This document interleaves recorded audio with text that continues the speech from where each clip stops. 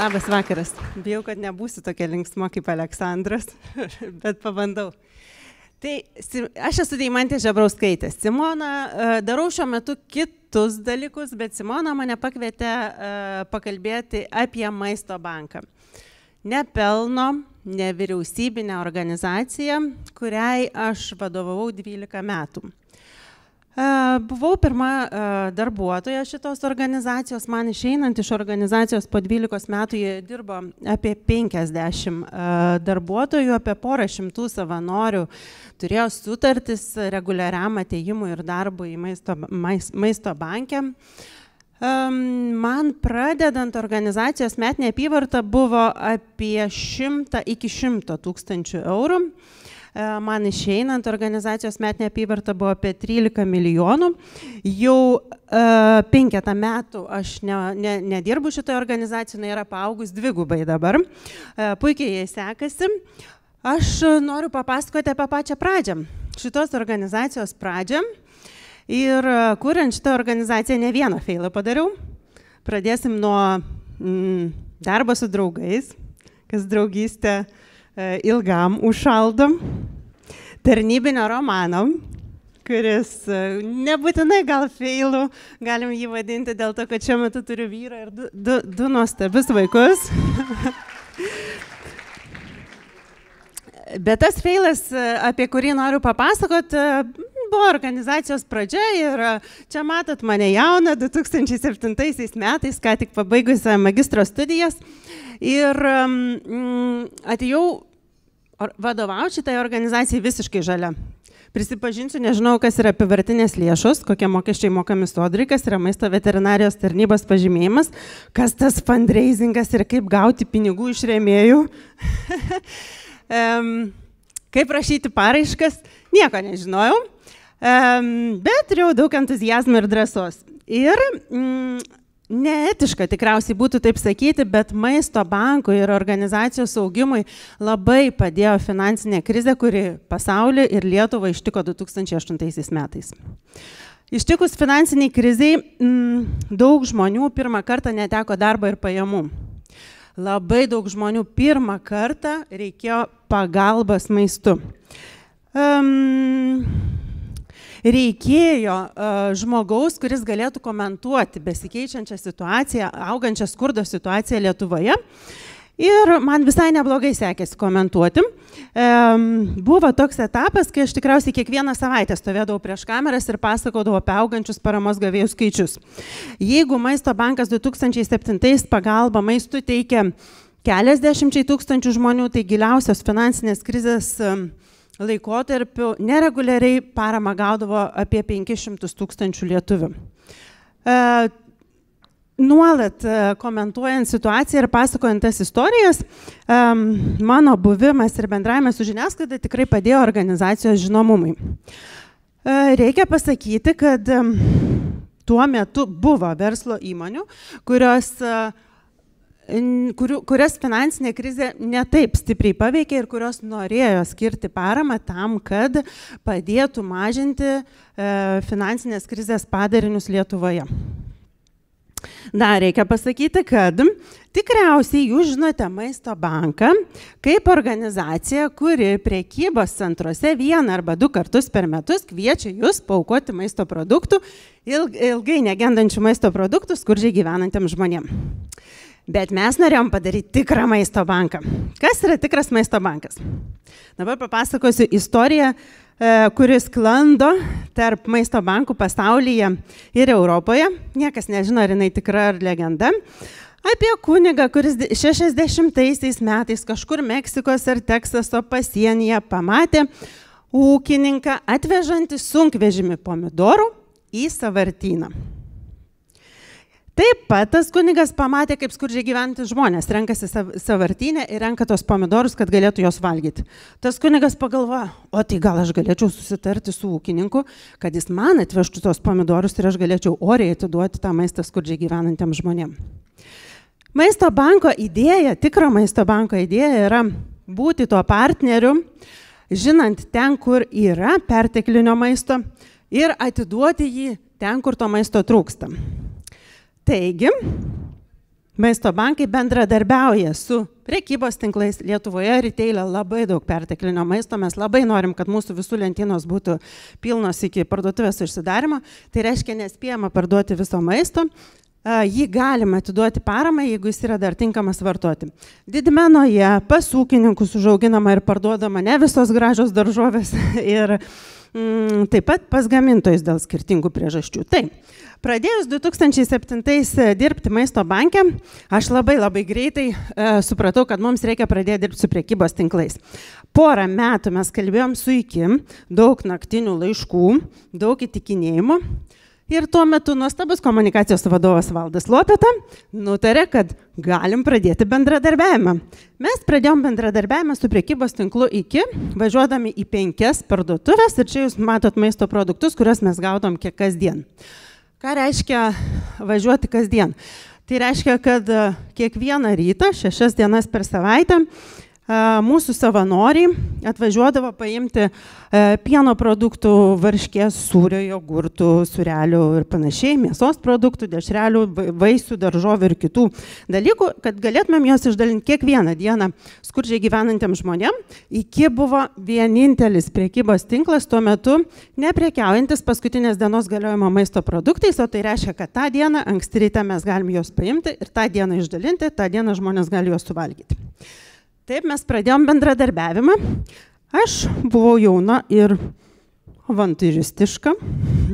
Pažadėjau IKI prekybos tinklui, kad mes galim važiuoti parduotuvės visoje Lietuvoje. Tuo metu jie turėjo apie porą šimtų parduotuvių, o mes turėjom fiziškai padalinius tik tai Vilniuje ir Panevėžyje. Nu gerai, galim dengti regionus, bet vis tiek ne visą Lietuvą. Kadangi tuo metu maisto banko žinomumas tikrai augo, buvo didelis ir buvo įmonių norinčių padėti, tai labai greitai į mūsų duris pasibeldė Swedbank. Swedbank paklausė, kuo galėtumėm būti naudingi ir kaip padėti mažinant krizės padarinius. Swedbanko mes paprašėm 125 000 litų tam, kad galėtumėm atidaryti regioninius padalinius Klaipėdoje ir Kaune. Jie nupirko mum automobilių, sutiko išlaikyti darbuotoją, patalpas. Panašiu labai laikotarpiu bendrovė City Service atėjo pas mus ir pasiūlė, nežinau, mes susitarėm dėl dar 100 000 litų paramos geografiniai plėtrai. Labai daug City Services mums padėjo su logistika, dalinimo punktais ir panašiai. Tai žodžiu, situacija yra tokia. Aš nuolat su merais karpau juosteles atidarant padalinius. Visi nori su mumis dirbti. Gaunam daug paramos, jaučiamės labai reikalingi skurdžiai gyvenantiems žmonėms. Nuolat žiniasklaidai komentuoju situacijas. Mes augam, žiauriai daug dirbam, tikrai po 14 valandų per parą. Tos eilės žmonių, kad ir ką bedarytum, jos tokios yra. Ir mūsų darbas tikrai nelieka nepastebėtas. Tais metais, čia yra 2010 metai, mes gaunam apdovanojimą iš prezidentės Grybauskaitės, iš Vilniaus miesto savivaldybės Šventą Kristoforą. Aš būnu nominuota metų moters apdovanojimai. Dar tuo metu žurnalas Veidas rinko metų vadovą. Aš esu top 5-tukė, ten laimėjo Intersurgical. Sigita Žvirblis, buvo žiauriai keista, bet labai didelis įvertinimas. Nu, žodžiu. Dar Europos maisto bankų federacija mus už kažką apdovanojo. Aukštuma. Reikėtų pasakyti, kad kai aš pradėjau dirbti maisto banke 2007 metais, aš tą vadinau, kalbant apie rėmimą ir fundraisingą, aš tą vadinau laukiniais vakarais. Tuo metu įmonės neturėjo jokių rėmimo politikų arba gairių. Tai jeigu tu atėjai pas įmonę, gerai pakalbėjai, įtikinai, papasakojai, kaip atsiskaitysi, kam reikia ir taip toliau, tu galėjai gauti paramą. Per keletą metų, jau ten, nežinau, 3-4 metų praėjus, ta situacija tikrai stipriai keitėsi. Pradėjo įmonės suprasti, kad gal nebūtinai norim remti skurdžiai gyvenančius žmonės. Vaikus remti visi visada norėjo, bet dar atsirado aplinkosauga, finansinio raštingumo mokymai, gyvūnų globa ir taip toliau ir panašiai. Tai keičiasi situacija rėmimo pusėje, lygiai taip pat ir nevyriausybinio organizacijų atsirado, kurios pradėjo geriau suprasti, ko reikia atėjus pas rėmėją, kaip jam papasakoti apie savo misiją, kaip jį įtikinti, kaip skaidriai atsiskaityti, galiausiai kaip užtikrinti vidinę komunikaciją darbuotojams ir išorinę, kad visuomenė sužinotų apie įmonės daromus dalykus. Žodžiu, situacija šiek tiek keičiasi, mes vis dar esam sėkmingi, reikalingi, krizė finansinė vis dar yra, paramos gavėjų skaičiai vis dar 100 000, bet Swedbankas sako, tuos 125 000 eurų, kuriuos planavom dar vienus metus jums skirti, mes gal norėtumėm padalinti 10 organizacijų ir dabar labai kaip čia svarbu yra įtraukti mūsų darbuotojus, kad jie galėtų balsuoti, kam jie norėtų skirti tą finansinę paramą. Taip mes baigiam su vietoj planuotų 125 000 litų, mes baigiam su nepilnais 10 000 litų per porą mėnesių. Labai panašių laikotarpis, Citiservice nusprendžia pasidaryti apklausą, gyventojų apklausą, kaip jūs manot, kokios turėtų būti mūsų rėmimo kryptis ir prioritetai?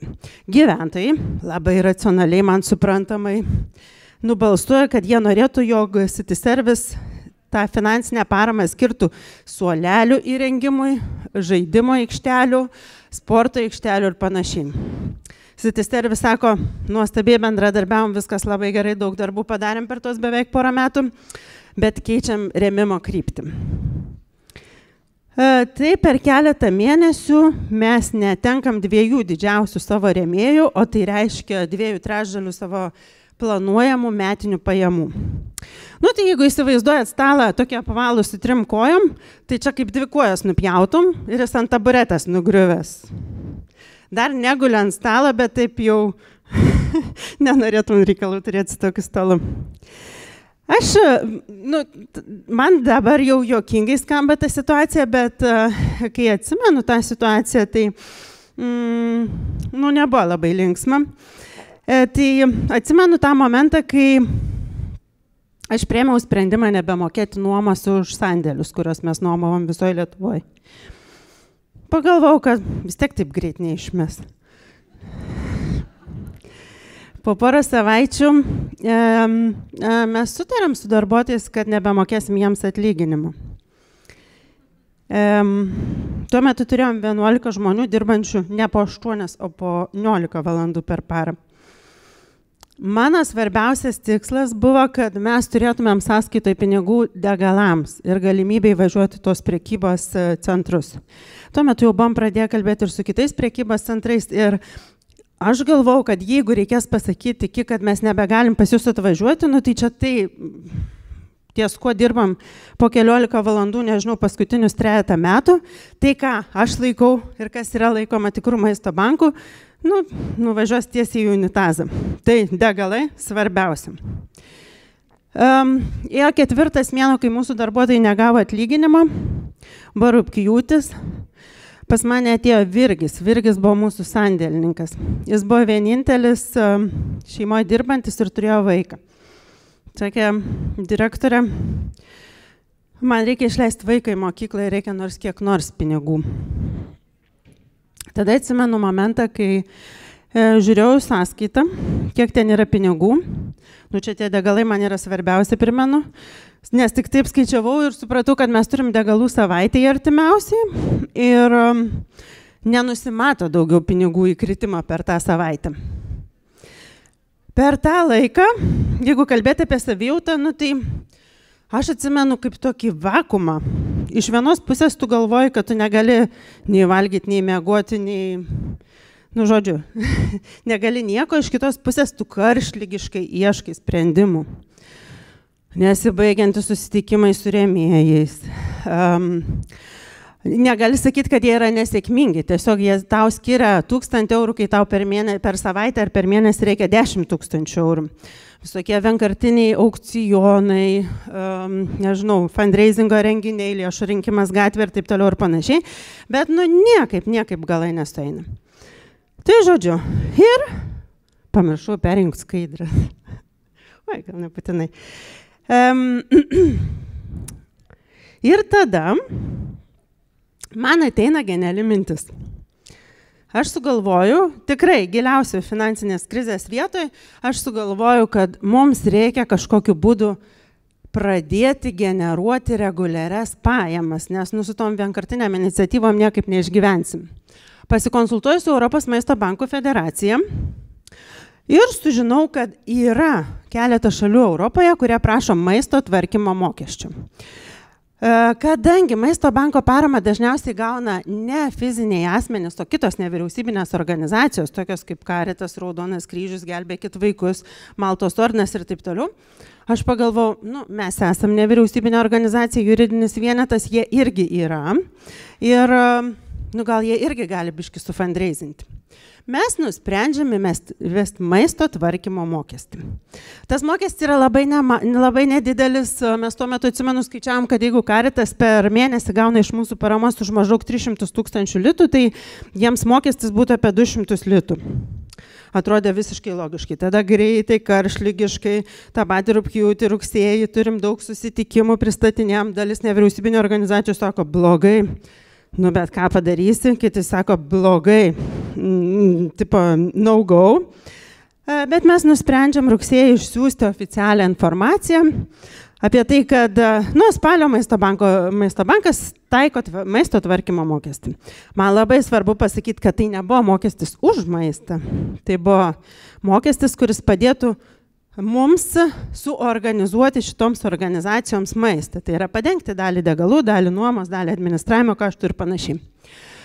Išsiunčiam tą raštą ir aš jaučiuosi, kad gal yra šviesa tunelio gale. Ateina penktadienis po pietų. Žinot, kada krizės prasideda? Visada penktadienį po pietų. Į mano elektroninę pašto dėžutę įkrenta Carito komunikacijos vadovo laiškas su prisegtuku, prisegtų pranešimų spaudai. Ir vieną eilutę ir vienu teiginiu pačiam laiške. Tai eilutė sako, kad nereikėtų sužinoti iš Delfio. Caritas nusprendė išplatinti pranešimą spaudai apie tai, kaip maisto bankas nusprendė pasipelnyti, pasipinigauti iš vargšų lietuvių skurstančių, išgyvenančių krizę, niekaip neatsigaunančių žmonių, kokie yra jie plėšiukai, nevertybiški ir, žodžiu, baisų žmonės. Tai jeigu penktadienį aš vis dar, iki to pranešimo spaudai, vis dar buvau, gerai susireikšminkim, labdaros karalienė, nuolat komentuojanti, kokios pagalbos reikia žmonėm, kaip jūs galit padėti ir kaip jūs galit paremti maisto banką. Tai pirmadienį rytą aš pradedu stovėdama prieš kameras, labai daug kamerų ir atsakinėdama į klausimus. Tai, ar jūs ketinat pardavinėti maistą? Kokį maistą jūs pardavinėsit? Ar čia žmonių paaukotas maistas? Kam jums reikia pinigų? Kokie jūsų atlyginimai? Sakyčiau, kad tokios krizės jos trunka apie savaitę, tai gal savaitę buvo nesibaigiantis pranešimai spaudai, spaudos konferencijos, mes organizavom, kitos organizacijos organizavo vieni prieš, kiti už. Tais laikais komentarai interneto portaluose vis dar buvo anoniminiai ir jų, žinokit, būdavo nuo 3000 iki 1000 čia minimum. Aš tokių komentarų nebuvau mačius, kokius aš mačiau po tais straipsniais apie mus. Mes buvom pripratę prie tų, kad jie vagis, niekad neremsiu, nelabai kreipiam dėmesio, nes tai yra netiesa. Bet tie komentarai buvo apie tai, kad, pradedant to, kad aš žinau, su kokiu Lexusu jinai važinė, baigiant to, kad aš žinau, kur jūs dirbat, jūs ten gyvi neišeisit, ten apie subadytas padangas, išgamas ir visokius baisesnius komentarus. Aš priminsiu, kad mano komanda tuo metu buvo, per 6 mėnesius gavus 2 mėnesių atlyginimą, visą laiką dirbus 15 valandų. Mes jautėmės iki to laiko, kad viskas turi prasmę, nes iš vienos pusės mes čia visi gyvendinam savo svajonę, iš kitos pusės mes darom tai, kas yra labai svarbu ir reikalinga Lietuvai ir skurdžiai gyvenantiems žmonėm. Tai per tą savaitę mes supratom, kad, esam, nežinau, niekšai ir išgamos. Mes nebuvom šitam pasiruošę. Ir man atrodė, kad tuo metu buvo toks momentas, kai aš galvau, kad mano komanda kiekvienas individualiai svarstė, kada etiškai yra palikti šitą organizaciją. Ir reikia pasakyti, kad buvo ir toks momentas, kur aš pati galvojau, gal reikia pakelti ragelį ir paskambinti ir pasakyti, kad baigiam. Nes tai leistų man padėti galvą ant pagalvės ir, nežinau, pailsėti. Bet tik vieną vakarą aš taip galvojau. Dar reikia pasakyti, kad aš labai dėkinga buvau, nes, žinot, verslai dirbdami su nevyriausybinėm organizacijom, jie naudojasi tą šlovę, kurią turi nevyriausybinės organizacijos, tvarko savo reputaciją ir taip toliau, bet lygiai taip pat jie rizikuoja. Tai tuo metu, kai mes buvom toj milžiniškoj krizėj, aš buvau labai dėkinga už tai, kad iki mums paskambino tik vieną kartą ir mes turėjom tik vieną pokalbį, kur aš atsakiau klausimus ir daugiau niekad prie to negrįžom. Mes dirbam su šito prekybos tinklu iki šiol, kaip ir su visais kitais prekybos tinklais dabar. Tai komunikacinės krizės pasibaigė ir aš esu dėkinga komandai. Čia mato 2016 metų nuotrauką. Čia yra visi nuotraukai esantys žmonės dirba ir 2011 metais ir daugiau jų dirba ir dirba dar ilgiau šitoje organizacijoje. Jeigu norit paremti Maisto banką, 1343 5 eurus paskirsit šitai organizacijai ir padarysit gerą darbą. Viskas, ačiū.